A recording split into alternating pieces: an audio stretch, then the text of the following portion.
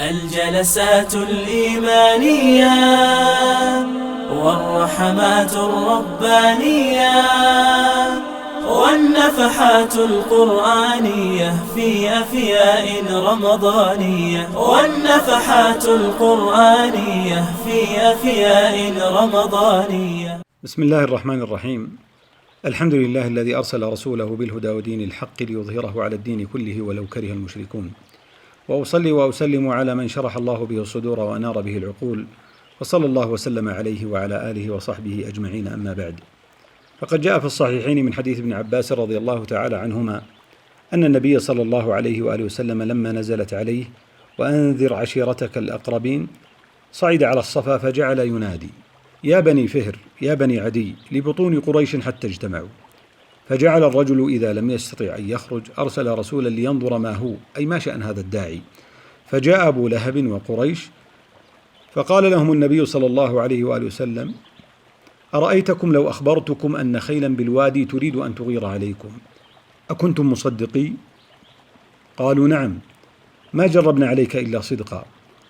قال صلى الله عليه وآله وسلم: فإني نذير لكم بين يدي عذاب شديد. تأمل في هذا المشهد، مشهد من مشاهد الدعوة إلى الله عز وجل ومن مشاهد بيان التوحيد، مشهد يتضمن النذارة. النبي صلى الله عليه وسلم ينذر قومه إن لم يتبعوه ويطيعوا أمره ويوحدوا الله عز وجل أنه نذير لهم بين يدي عذاب شديد. هنا يقول سفيه من سفهاء مكة وإن كان من كبرائهم، يقول أبو لهب: تبا لك سائر اليوم ألهذا جمعتنا؟ فأنزل الله عز وجل فيه قرآنا يتلى إلى قيام الساعة: تبت يدا أبي لهب وتب ما أغنى عنه ماله وما كسب. تأمل في هذا المشهد، داعي الله على الصفا يدعو الناس إلى تحقيق التوحيد وإلى نبذ الشرك وإخلاص العبادة لله وحده، ومع ذلك يصد ويرد ويحارب، لكنه صلى الله عليه وآله وسلم يعلم أن العاقبة للمتقين. هو صلى الله عليه وآله وسلم من قال لخباب: والله ليتمن الله هذا الأمر حتى يسير الراكب من صنعاء إلى حضرموت لا يخاف إلا الله والذئب على غنمه.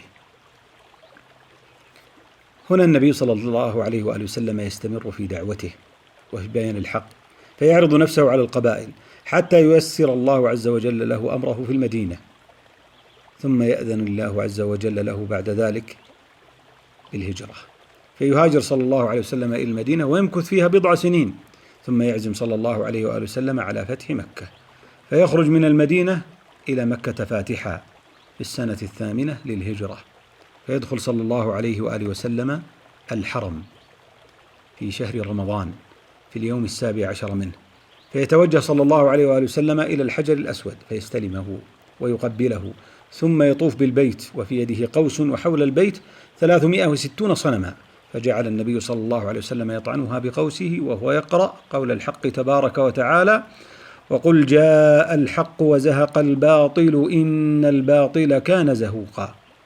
قل جاء الحق وما يبدئ الباطل وما يعيد والأصنام تتساقط على وجهها. ثم يدخل صلى الله عليه وسلم إلى الكعبة فيصلي داخل الكعبة ويدور فيها ويكبر في نواحيها وهو يوحد الله تبارك وتعالى، ثم يخرج وكفار قريش تحته حسا ومعنى. كفار قريش قد ملأوا المسجد صفوفا ينتظرون ماذا يصنع بهم صلى الله عليه وآله وسلم، فعندما خرج قال صلى الله عليه وآله وسلم: لا إله إلا الله وحده لا شريك له، صدق وعده ونصر عبده وهزم الأحزاب وحده.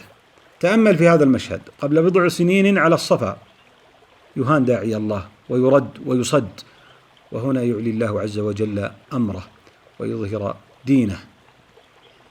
من هذين المشهدين رسالة إلى الداعي إلى الله عز وجل وإلى الآمر بالمعروف والناهي عن المنكر وإلى من بذل نفسه في سبيل الله: اعلم أن العاقبة للمتقين وأن النصر لأولياء الله الصادقين. يقول الله عز وجل: كتب الله لأغلبن أنا ورسلي إن الله قوي عزيز. مهما ضاقت بالمسلمين الضوائق وحلت بهم الكروب، إلا أنهم يعلموا أن العاقبة للمتقين. حتى إذا استيأس الرسل وظنوا أنهم قد كذبوا جاءهم نصرنا فنجي من نشاء ولا يرد بأسنا عن القوم المجرمين. ختاما، أدعو نفسي وإخواني المستمعين إلى التأمل في قول الله تبارك وتعالى: هو الذي أرسل رسوله بالهدى ودين الحق ليظهره على الدين كله ولو كره المشركون. هذه الآية جاءت في 3 مواضع من كتاب الله: في سورة التوبة، وفي سورة الفتح، وفي سورة الصف. ففي سورة التوبة والصف بسياق واحد: هو الذي أرسل رسوله بالهدى ودين الحق ليظهره على الدين كله ولو كره المشركون. وأما في سورة الفتح فقد جاءت بقوله سبحانه: هو الذي أرسل رسوله بالهدى ودين الحق ليظهره على الدين كله وكفى بالله شهيدا. فتأمل في قوله تبارك وتعالى: ليظهره على الدين كله، هذا وعد منه سبحانه وتعالى بإظهار دينه وإعلاء كلمته. أسأل من بيده مقاليد الأمور وتصاريف الدهور أن يجعلنا وإياكم من الصادقين، وأن يبارك لنا ولكم في أوقاتنا وأعمالنا، وأن يختم بالصالحات أعمالنا. اللهم يا حي يا قيوم يا ذا الجلال والإكرام، أعز الإسلام وانصر المسلمين، وأذل الشرك ودمر المشركين، واحمي بقوتك حوزة الدين. سبحان ربك رب العزة عما يصفون، وسلام على المرسلين، والحمد لله رب العالمين. نشعل همما نرفع حجوبا، نبذل في دعوتنا السبابا، في أفياء رمضانية، في أفياء رمضانية.